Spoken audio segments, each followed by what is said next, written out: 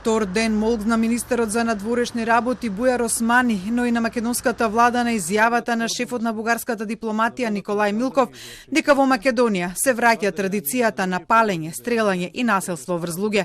Милков изјавата ја даде по претепувањето на секретарот на бугарскиот клуб Цар Борис III од Охрид, за кој македонските истражни органи и обвинителството се уште не се произнеле.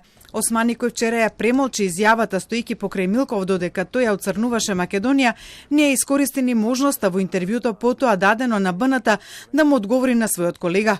По принципот на фин гостин, тој само задоснето одговори на навредите на бугарскиот европратеник Ангел Џабаски и лидерот на бугарската партија Природба Костадин Костадинов од сред Скопје дека Македонија е бугарска, дека некој што ја навредува земјава и македонскиот народ нема да може да влезе во земјава, но сепак не користејќи го терминот персона нон грата ниту за двајцата.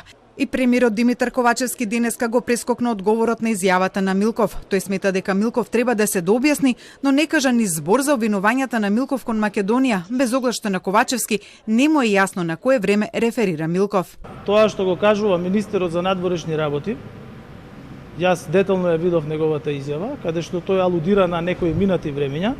Појаснувањето на таа изјава, на кои времења точно мисли, ќе мора да ја даде самиот министер за надворешни работи на Република Бугарија. Но освен што на македонската влада не и треба појаснување за обвинувањата дека се враќа време на палење, стрелање и насилство врз луѓе во земјава, не и треба ни појаснување од нејзините институции што стои за тепачката во Охрид, бидејќи тие веќе го донеле својот суд. Треба сепак да чекаме да заврши целата истрага. Мене ми е важно тоа што го кажува самиот Кристијан и мајката на оштетениот, а дека е тоа поради и манифестирање, изразување на етничка припадност или обележје, покрај тоа што сторителите кажуваат обратно дека имале претходно некакви си разлики. Мене ми е важно тоа што ќе го каже оштетениот и тоа што ќе го кажат родителите. Османи го искористи интервјуто да повика на двете страни да престанат провокациите кои ги заоструваат односите меѓу двете земји, информирајќи дека во македонското обвинителство и кај народниот правобранител ќе се формираат посебни одели, а во Министерството за политички систем ќе се вработи бугарин кој ќе го следат говорот на омраза кон бугарите во земјава. Османи не кажа дали ваквиот потек ќе биде реципрочен и од бугарска страна.